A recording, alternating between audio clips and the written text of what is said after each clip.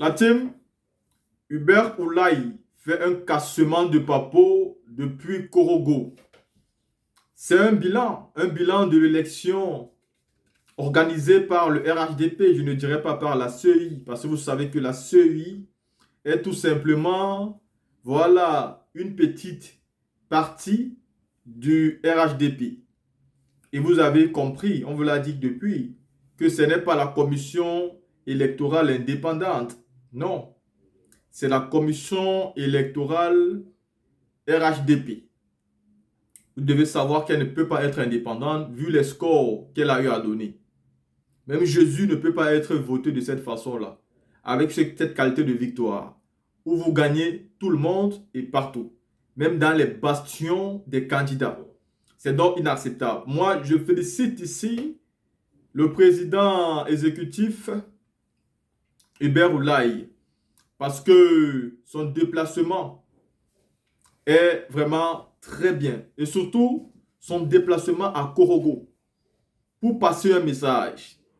Il faut que les gens du Nord comprennent que celui qu'ils ont soutenu hier en disant que c'était un étranger qu'on voulait disqualifier à cause de la xénophobie est celui aujourd'hui qui ne reconnaît plus les Ivoiriens. C'est lui qui dit que tous ceux qui demandent l'asile en Europe sous la bannière de la Côte d'Ivoire ne sont pas des Ivoiriens. Et donc, c'est lui qui commence aujourd'hui à régner les Ivoiriens. Je vous ai déjà dit ici qu'aujourd'hui, pour demander l'asile, il est mieux de dire qu'on est malien, on est guinéen, tchadien, burkinabé, mais pas ivoirien. Donc, à quoi ça sert donc aux gens de dire qu'ils sont des Ivoiriens s'ils ne le sont pas, si ça va plutôt les apporter des problèmes? Ce qui signifie que le gouvernement ivoirien, en disant que tous ces gens ne sont pas des Ivoiriens, est tout simplement en train de mentir. Parce que ça ne les bénéficie pas de dire qu'ils sont Ivoiriens. Non, loin de là. Les Ivoiriens ne font pas partie de ceux qui sont sur la zone rouge pour avoir la chance même d'avoir quelque chose en étant Ivoirien et en demandant l'asile. Donc, vaut mieux dire qu'on est malien que de dire qu'on est Ivoirien. C'est la première des choses, donc c'est faux. Ça veut donc dire que le gouvernement actuel de la Côte d'Ivoire, c'est un gouvernement de xénophobes qui veut tout simplement choisir les Ivoiriens qui les plaisent et les Ivoiriens qui ne les plaisent pas. Ils refusent de reconnaître que les 12 000 Ivoiriens qui sont à Lampedusa aujourd'hui sont ceux qui ont fui la misère d'Alassane Dramane Ouattara et c'est bien dommage. Dans la team, ici, Hubert Oulaye va donner un compte rendu à Korogo pour expliquer comment les élections se sont passées là-bas à Korogo, mais pas que, dans tout l'étendue de la Côte d'Ivoire. Moi, je peux vous donner l'exemple de Yopougon, qui est le fief, le bastion du président Laurent Gbagbo. Mais son fils a été fouetté par Adama Bictogo, qui lui-même n'est pas aimé à Yopougon. Donc, on se pose la question de savoir comment il a pu battre le fils de l'homme là où il n'est même pas aimé. Alors qu'on sait que le député Michel Babo gagnait les élections jusqu'à 6 h du matin. Et on se pose la question, c'est à quel moment la victoire du candidat du PPACI a changé pour qu'Adama Bictogo devienne donc le vainqueur. La team, écoutons ici Hubert Oulaye. Les jeux, surtout les jeux. On me dit que les étudiants sont là. Je voudrais vous saluer tous. Je voudrais vous dire merci aussi parce que nous avons arrêté la décision de nous rencontrer cet après-midi, il y a seulement 2 jours, et c'était la nuit. Donc c'est vraiment hier que l'information est passée et vous êtes là, comme si nous vous avions prévenu depuis une semaine. Merci à vous. Merci. Et puis, merci pour votre patience. Merci pour votre grande patience. À l'annonce de vos prévenances, je comprends que certains sont venus pour repartir vite. Mais je suis venu, il y avait un certain nombre d'actes à poser. Je devrais saluer le préfet, le chef de canton, passer sur le vieux Mapiochon, saluer sa famille, et puis aller à la prison civile où nous avons un prisonnier qui mérite qu'on aille le saluer. C'est pour toutes ces raisons que j'arrive en retard. Vous avez entendu, je vous dis merci. Je n'ai pas pu rencontrer d'autres prisonniers ou leurs prisonniers. Je n'ai pas pu les rencontrer parce que malgré l'autorisation qu'on m'a donnée, à la dernière minute, ils ont jugé que l'autorisation n'était pas une bonne autorisation, donc je ne l'ai pas rencontré. Mais il sait que je suis passé pour le salut. Au nom du parti, au nom du président Baba, pour dire qu'ils sont en prison, mais que nous ne les oublions pas. Je voulais vous dire merci, parce que nos responsables ici, et en particulier le CR Yacouba, il m'a dit que très souvent, vous allez leur rendre visite. C'est très important pour nos prisonniers. C'est très important pour ceux qui ne sont pas en prison de savoir que si un jour on leur dit de venir, leurs frères et leurs sœurs dehors seront toujours à leur côté. Moi, j'ai fait la prison, je sais ce que c'est. Voilà. Chers camarades, j'ai voulu, à l'issue de la cérémonie des obsèques, de mon frère, mon grand frère Ghana Moussa Koulibaly, j'ai voulu vous rencontrer. Ghana, ce n'est pas, pour moi, ce n'est pas une évidence. Depuis 2005, nous nous sommes connus, nous ne sommes plus jamais. Ghana, il vivait au Canada. À cause de moi, il est rentré. Il a été mon chef de cabinet. Ensuite, quand la guerre est survenue, il est reparti. Et il est revenu à cause de moi. Nous venons juste de faire la campagne chez moi. Et au retour, il était fatigué. Et puis finalement, il a eu une attaque. Et cette attaque-là, on a fait tout ce qu'on pouvait. Mais Dieu décide quand il veut. Mais sachez qu'à travers lui, vous avez un frère qui se nomme mon ami, qui est de Djigo, qui est d'homme des cheveux. Et nous resterons liés pour toujours.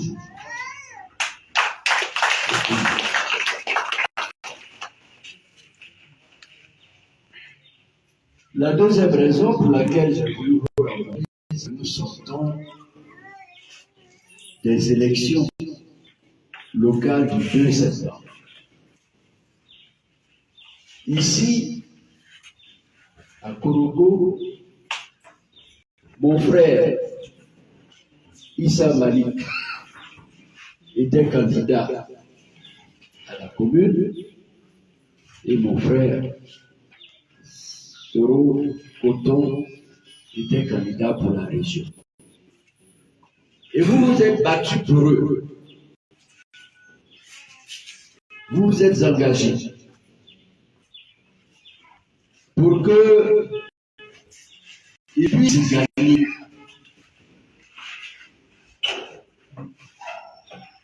Nous avons tout suivi. La pré-campagne comme la campagne.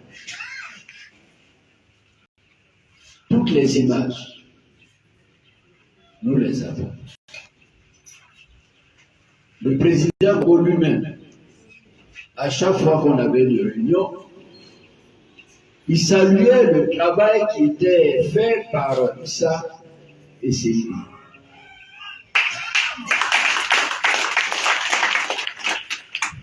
Nous savons que la zone du Nord est une zone difficile. Nous le savons. Mais la personnalité de Issa Malik, la personnalité de Soro Seydou, les actes qu'ils ont posés sur le terrain nous permettaient de penser que nous avions des chances de remporter les deux, sinon au moins une des victoires. Malheureusement, les choses se sont présentées autrement. Et je voudrais vous dire que moi aussi, chez moi, dans la région du Cavani, j'étais candidat. Et tous les sondages et tous les responsables du RHDP savaient que chez moi, personne ne pouvait me battre. Et pourtant, ils ont annoncé que c'est eux qui ont gagné. Ça s'est passé ici, à Korogo, ça s'est passé chez moi, dans le Cavani, mais ça s'est passé partout en Côte d'Ivoire pour le PPAC. C'est quand même étonnant. Même dans nos bastions, à nous, on peut dire que Korogo, le Nord, bon, ils ont la main dessus. Mais dans nos bastions, ils nous ont battus aussi. Et eux-mêmes sont étonnés. Tout le monde est étonné. Nous savons comment ils ont gagné. Nous savons. Ils ne l'ont pas gagné à la normale, à la loyale. Ils nous ont battus parce que les listes électorales même déjà sont fausses, sont truquées. Avant l'élection, on a fait même un petit contrôle. On a trouvé au moins 2 millions de personnes qui doivent battre sur la liste. 2 millions. Mais en vérité, il y a 4 millions au moins de personnes qui doivent battre sur la liste, qui sont sur la liste.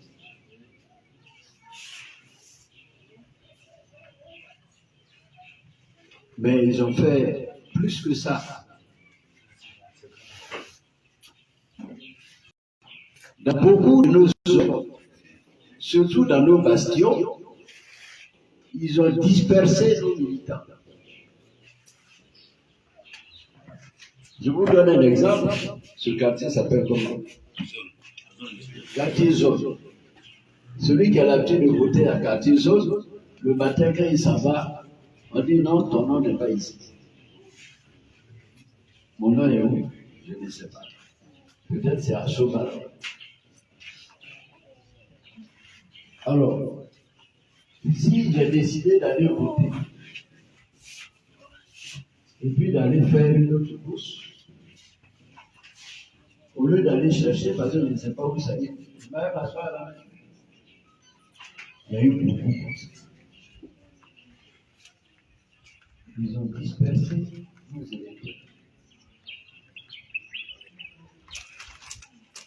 Je vois, on a dispersé au moins 6 000 comme ça.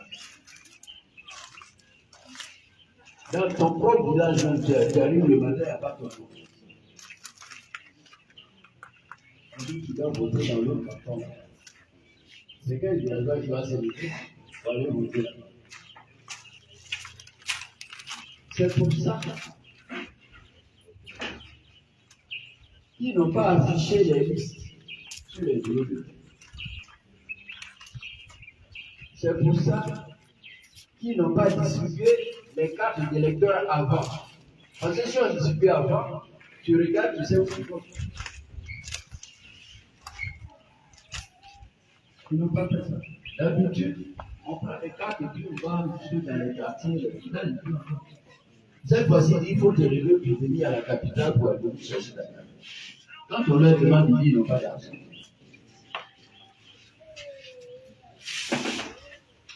Vous voyez? Les listes simples même pour afficher. Ils n'ont pas affiché. Et le jour du vote, les listes qu'ils ont faites, ça n'a rien à voir avec les listes qu'ils avaient affichées à droite.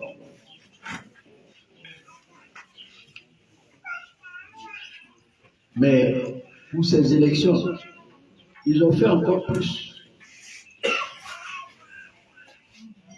Je ne sais pas comment ça s'est passé à Congo, mais ils sont allés chercher des gens partout, des gens qui ne votaient pas avant. Chez nous, ils les ont pris, ils les ont emmenés en carré pour voter pour Bata. Chez moi, là-bas, c'est 18 000 personnes qu'ils ont ramassées partout en Côte d'Ivoire pour aller. Ils viennent la nuit en pêche les cars, le matin ils votent et puis ils s'en vont. C'est-à-dire qu'ils ne savent même pas, là où ils ont voté, ils ne connaissent pas le nom. Voilà la question. S'ils nous ont battus, ce n'est pas parce qu'ils sont forts, c'est parce qu'ils savent tricher, ils se sont préparés pour tricher. Donc, nous avons fait, au niveau du PPACI, nous avons fait des réunions bilan avec le président Gbagbo. Nous n'avons pas rougi.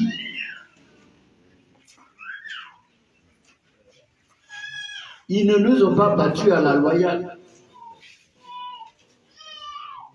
Ils ont triché pour annoncer qu'ils ont gagné. Et ils ont envoyé tout, l'armée. Chez nous là-bas, même les deux choses. Tout ça là pour qu'on empêche les gens.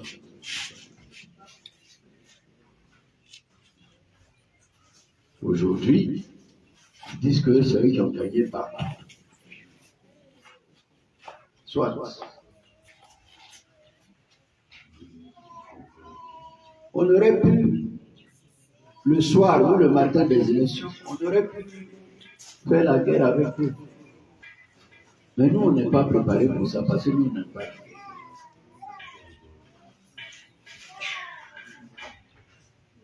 Mais ce qu'ils ont fait, et puis ils disent qu'ils ont gagné à Congo.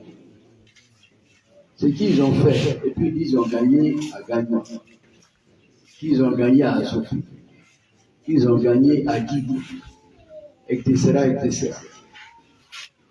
La Côte d'Ivoire a fait.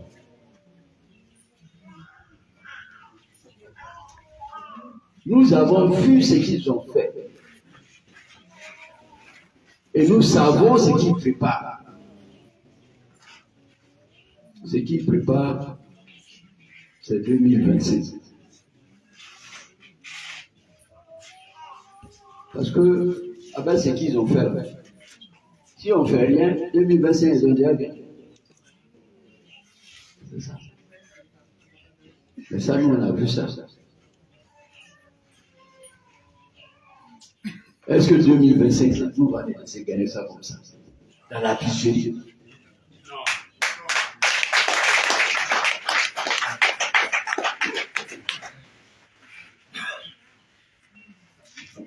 On a fait une réunion avec le président. On dit d'accord. Rendez-vous en 2025, mais ça commence en 2024. 2024, le nom du président Gbagbo qu'ils ont enlevé sur la liste, ça doit être dans la liste en 2024.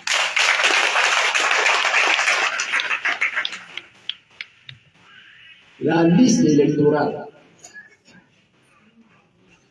La liste électorale. Qu'ils ont truqué. Où il y a au moins 4 millions, 5 millions de personnes qui sont dessus et qui ne doivent pas être dessus. Qui prennent pour voler. Parce que qu'est-ce qu'ils font? C'est des gens qui ne doivent pas voter chez nous. On met leur nom. Et puis on leur donne des cartes d'identité. On leur donne des récépissés. Il y en a même qui votent 2 fois, 3 fois. Il y a une liste en 2024. Il faut que la liste là, on la nettoie. Ceux qui ne doivent pas être dessus là, ils vont quitter. On va les enlever.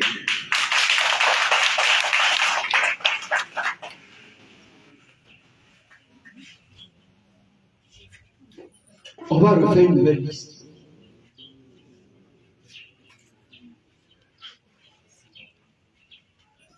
La CEI, Commission électorale indépendante, il a eu le travail qu'ils font. C'est eux qui font les listes. Le jour des élections, c'est eux qui écrivent sur les bébés. La CEI, on va changer la CEI.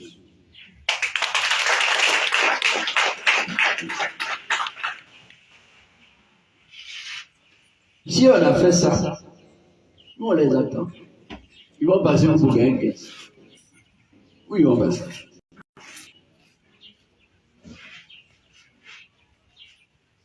Donc, bientôt, les mots d'ordre vont venir de la direction du parti. Pour vous dire quel est le travail que nous allons faire en 2024 pour préparer 2025.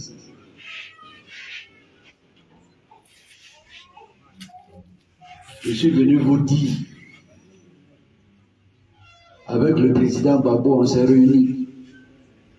Bientôt, les directives, il va les donner pour qu'on se lève, pour demander que nos élections soient transparentes et justes. Et que si nous allons à des élections, il faut que ce soit des élections justes, transparentes, équitables, organisées par le CEI, qui ne soit plus une CEI partisane, qui ne soit plus une CEI section du RHD.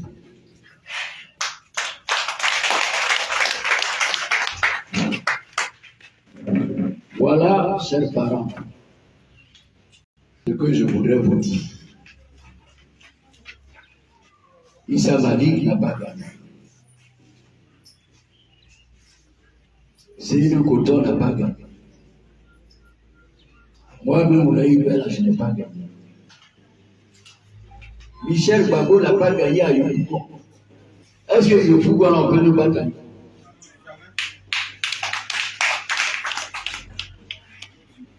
Vous savez ce qu'ils ont fait. Mais, comme on ne s'était pas préparé contre cette faute, ils ont réussi. Mais comme je dis, ils se sont dévoilés à nous. Je suis venu vous dire et vous apprêter. Nous allons faire des tournées pour venir vous expliquer tout ça. Nous allons faire des tournées pour venir vous dire comment on va s'apprêter pour que demain ne soit pas comme aujourd'hui. Pour que demain, là, en 2025, ce soit nous qui avions le sourire. Et nous pouvons, parce que nous sommes majoritaires, ils le savent. C'est bien pour ça qu'ils sont allés enlever le nom du président. Et on va remettre son nom. C'est ce que je suis venu vous dire. Certains sont mécontents. Mon frère Karna m'a accompagné à Kibouya. Il est parti dans sa colère. Il était fâché parce qu'il a vu la tricherie. Il a vu la tricherie. Mais, comme je le dis, quand on t'a giflé une fois quelque part, avant d'aller là-bas, tu t'apprêtes. Donc, c'est ce que je suis venu vous dire, pour vous dire, c'est rien. Ce qui vient demain, là, c'est ça qui est le plus important. C'est le plus important. La présidentielle, c'est ça qui est le plus important.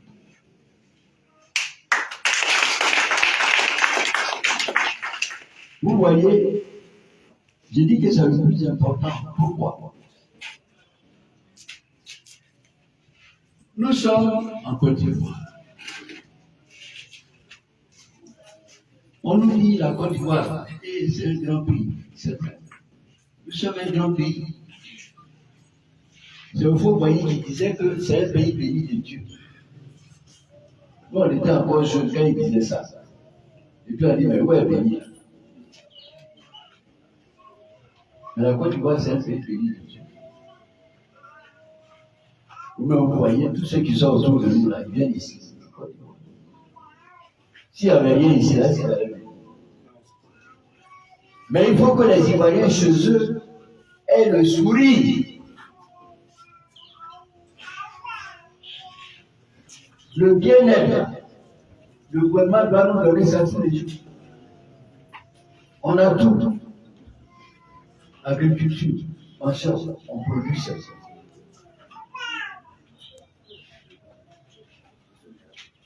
Mais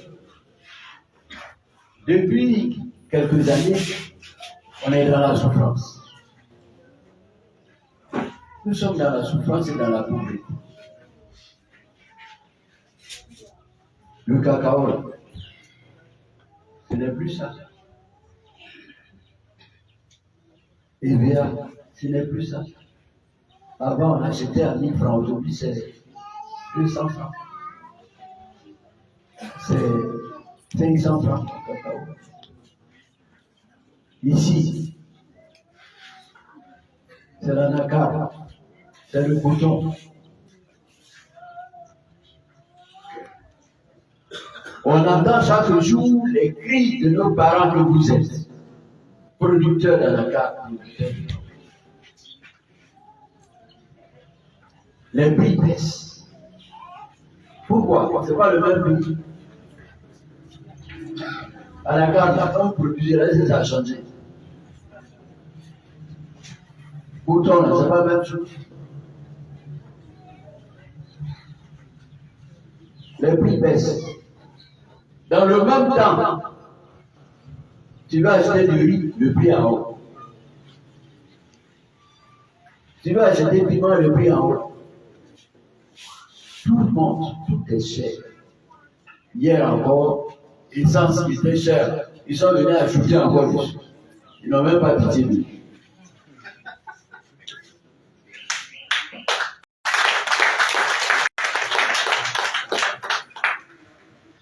Mais, quand Babo était là, je ne dis pas que tout était rose, mais quand même, le paysan, quand il a fait sa chose, on lui donne son argent.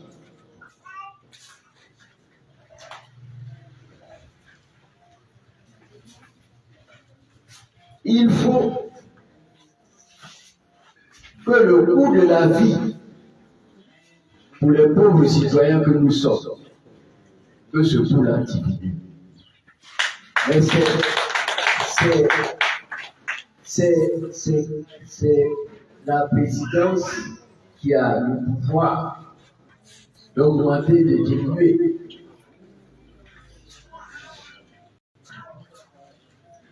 On ne peut pas accepter ça. On ne peut pas dire la Côte d'Ivoire, c'est bien. Puis les gens ne mangent pas. Ils ne peuvent pas s'habiller. Ils ne peuvent pas se soigner. C'est pas possible. Pourquoi est revenu? Il pouvait dire, moi, je suis fatigué. Mais il est venu. Il dit, on va continuer. Parce qu'il sait où on va arriver, et puis les Ivoiriens vont être contents.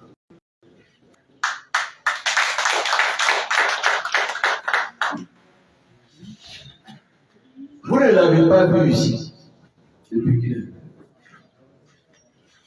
Mais nous, on s'organise pour que vous vienne vous s'appuyer, pour que vous le voyez aussi. Pour qu'il vous parle, pour vous dire la vérité. On va faire ça. Pour que vous voyez que malgré l'âge qui avance, il est toujours dans le combat. Pas pour lui, mais pour nous, pour vous, pour nos enfants.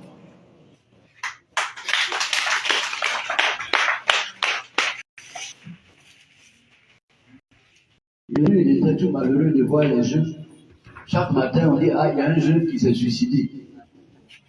2 semaines après, on dit, il y a un autre. Il dit, mais il y a quoi? Il les a appelés tous. Ils ont exposé leur problème. Aujourd'hui, là, dans notre pays, tu as doctorat. Doctorat, c'est ça qui est en haut dans le diplôme. Tu as doctorat, puis il n'y a pas de travail. Est-ce que c'est normal? Si le doctorat n'a pas de travail, ceux qui sont là-bas, vous voyez, quand on va voir appeler les gens pour leur parler, on dit, ah, maintenant chaque jour, là, on va bien milliard aux choses, et puis là, on ne voit pas.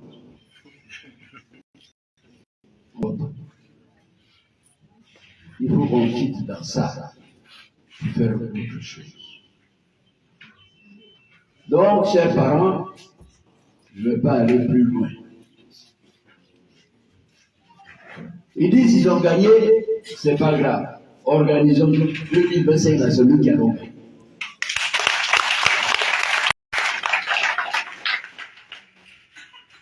La vie chère, la vie difficile. 2025 là. On va recommencer ce qu'on faisait. On va mettre fin à la vie chère.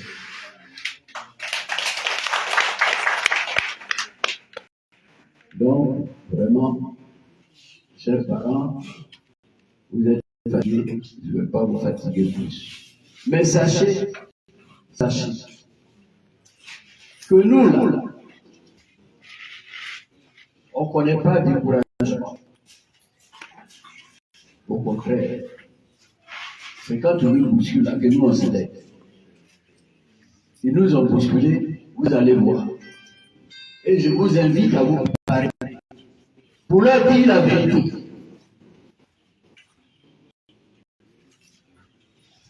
Que ici, en Côte d'Ivoire, on a tout. Il ne faut pas nous blaguer ici. Si tu ne peux pas faire, tu laisses. Tu ne peux pas, tu laisses. Tu vois que tu ne peux pas, et puis tu forces. On ne veut plus.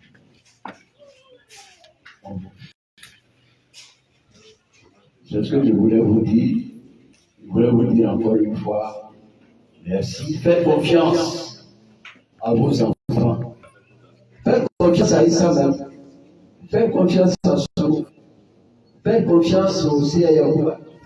Faites confiance aussi à Suleiman, au fédéral, à tous nos responsables.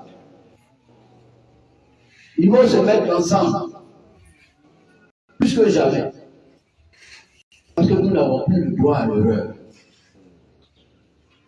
C'est en 2024, on n'a pas fait ce que j'ai dit. Ce n'est même pas la peine de penser à ça. C'est maintenant qu'on va se mettre ensemble. Les idées de chacun, l'énergie de chacun, on doit mettre tous ensemble et puis demander que la liste électorale soit une liste normale, une liste ivoirienne, que la CEI, c'est une CEI normale, équilibrée. Ça ne doit pas être une CEI qui est comme l'arbitre qui est, qui est sorti d'une équipe et puis qui habite entre son équipe et puis l'autre. Si moi je suis arbitre de l'équipe de zone qui va jouer contre Soba, mon équipe va gagner. Une CEI comme ça, on ne veut plus. Si tu me bats, il faut me battre régulièrement. Il ne faut pas voler et puis dire que tu m'as battu. Je vous remercie.